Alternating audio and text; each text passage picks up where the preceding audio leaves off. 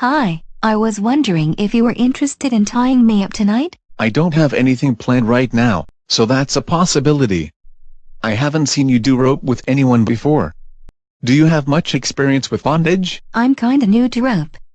I've been tied up a few times, and I liked it a lot, but I've never been suspended. It looks amazing. I'd really like to try that. Have you seen me tie? Yes, and I liked what I saw. So you know that I like to tie with lots of sensual contact and physical intimacy? Yes. I like the connection I see between you and your play partners. And you're open to having that kind of experience with me? Yes, that's why I asked you. It sounds like doing some rope together could be fun.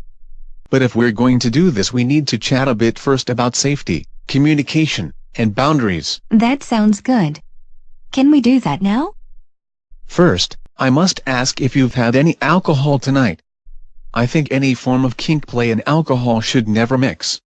For myself, I've been drinking only Coke all evening. I've been drinking only this great artisanal root beer since I've gotten here. I love it. Wanna try some? No, thank you. Have you ever had any difficulties when you were being tied? Not really, but I've only done floor work. I've been in hog ties and force bows and I didn't have any problems. I'm pretty tough. Have you been in a box tie with your arms behind your back, like this? Yes. And how was that? It was good, though my shoulders were ready to be out of it by the end. How long were you in it? I don't know, maybe an hour or more.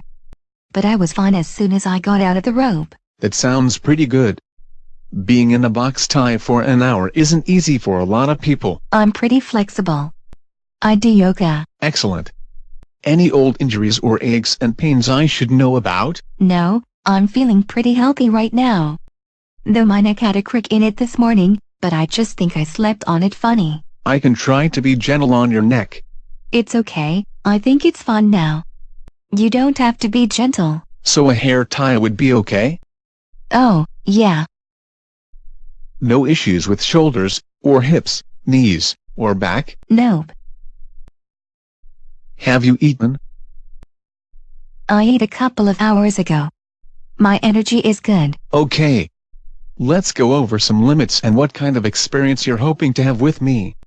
Before I play with someone, I like to at least talk about desires for DS, pain, and levels of sexual intimacy and touch. Okay. How about dominance and submission? Are you interested in an experience where it feels like you've relinquished control to me? I identify as a submissive, so, yes, when the energy is right with someone, I really like it when the top takes charge. That's really what this is all about for me. On a scale of 1 to 10, how much do you want to feel like I'm the one in control and making demands of you? Since it's our first time playing together, maybe start out at about a 7 or an 8? Maybe more if things are feeling right? That sounds good. I'll start easy and play it by ear and check in with you as we go along. I tend to have a pretty good feel for if someone's responding well to the way I'm handling them or not. That sounds perfect. How sexy do you want this to be? How about as sexy as you can make it without actually having sex, on a scale of 1 to 10? How about an 8? That sounds like a lot of fun. Let's talk more about touching and sexual limits in a bit. How about pain? Do you like pain? I do. I'm sort of a masochist. But that's not what I'm looking for tonight. I'd really just like to try to enjoy the rope and the sensuality of it this time out. The style of tying I tend to do, and especially suspension, creates stress on the body. That's intentional. That's how we get the endorphins going. Most suspension is inherently uncomfortable, especially if you stay in the rope for any length of time. Oh, I'm okay with that.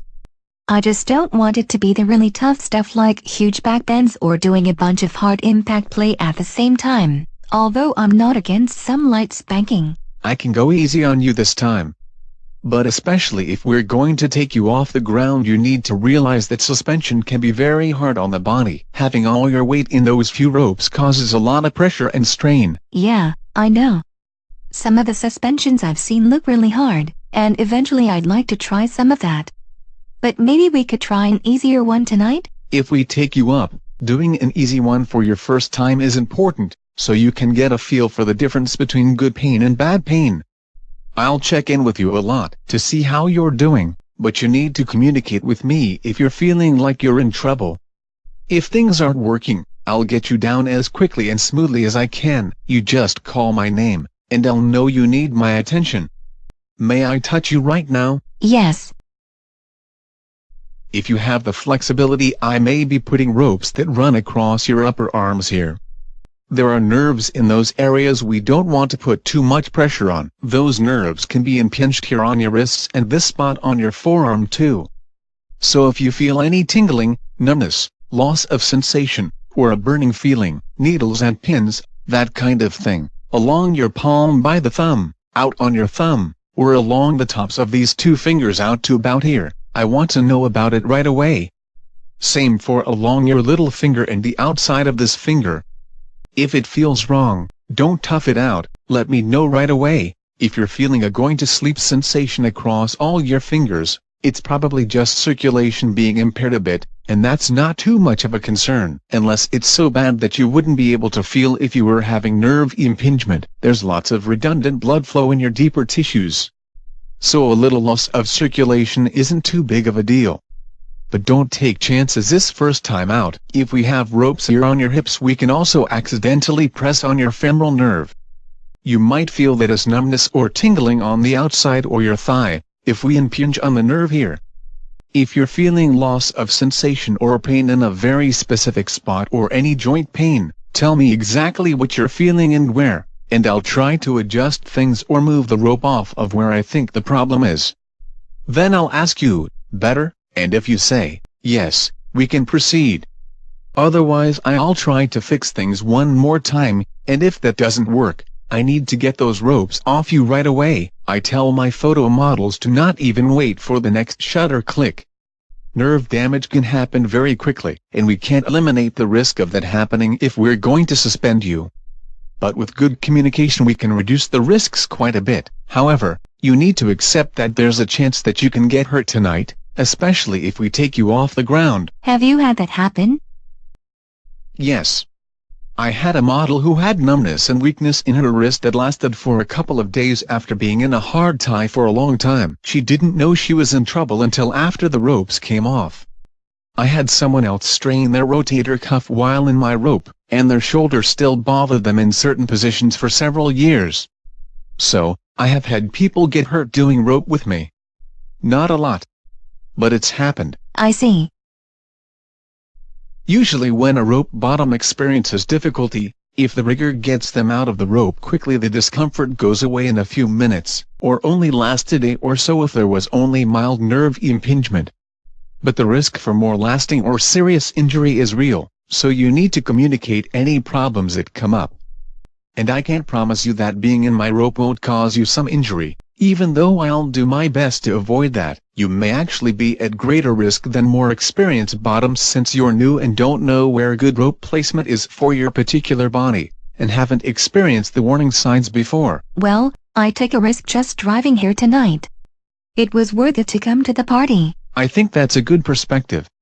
But I think the risk and reward here is more akin to a sport like downhill skiing or mountain climbing. I know someone who broke their neck skiing. Precisely. And people get strains and sprains on the slopes all the time, besides the broken legs we all hear about.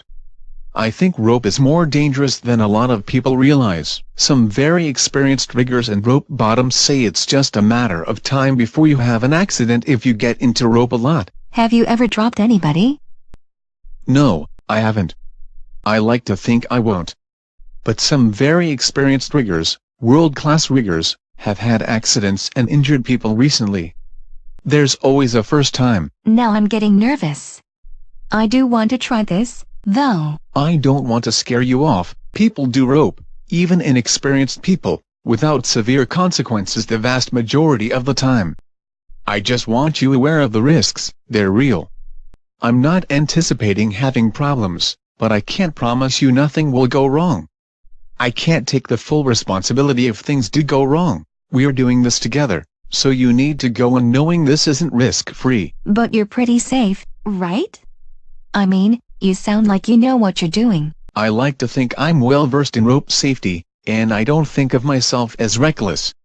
But we're talking about something that's inherently risky. Some people think it's worth the risk, just like doing a black diamond run on the mountain. Okay. I get it. And I do still want to do this. Good. And you want to try it with me? Definitely. I'm glad. Remember, just talk to me if you start to get into trouble. We don't need a safe word for this.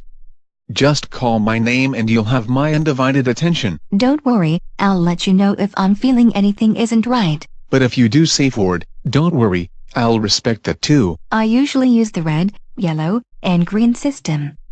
But I'll just talk to you tonight if things aren't going well. Good. Back to pain, have you ever done pressure points? A little bit. Did you like it? Yeah, I did. Well, if you're open to it, I may do some pressure points on you while I'm tying you. That will get the endorphins going and help prepare you for being able to endure the rigors of being in the rope a little bit better. I also find that it jumpstarts a sense of connection and helps give me a feel for how you respond to minor pain. Okay, that sounds good. I'll start easy, you just let me know if it's not working okay for you, and I'll check in a lot, especially since we've never played together before. I'll let you know. Okay, let's talk about touching. Touching is good. Do you like to be handled gently or roughly? Can we do a mix of both? I can do that. I should be able to tell if you're responding well to being tossed about a bit. I like that. Do you like having your hair pulled? Yes. And it's okay if I do that? Yes. I would like that. How naked can I get you? I'd like to keep my panties on. Everything else can come off. Is there anywhere I can't touch you? Not really, but no penetration. So I can touch your vulva? But just stay over the panties? Yes, that would be okay. Anywhere else I shouldn't touch you? Nope. Nipples? Feet? Mouth? Ears? Ribs? Ooh, not the bottoms of my feet. I'm too ticklish. Got it. So, to be clear, pinching or stimulating your nipples is okay? Yes. And touching your clit over your panties? Yes, that would be okay. I don't want it to just be okay. If I touch your pussy, I want it to be welcome. Tell you what, I won't touch your vulva unless you beg for it. How's that? That sounds good.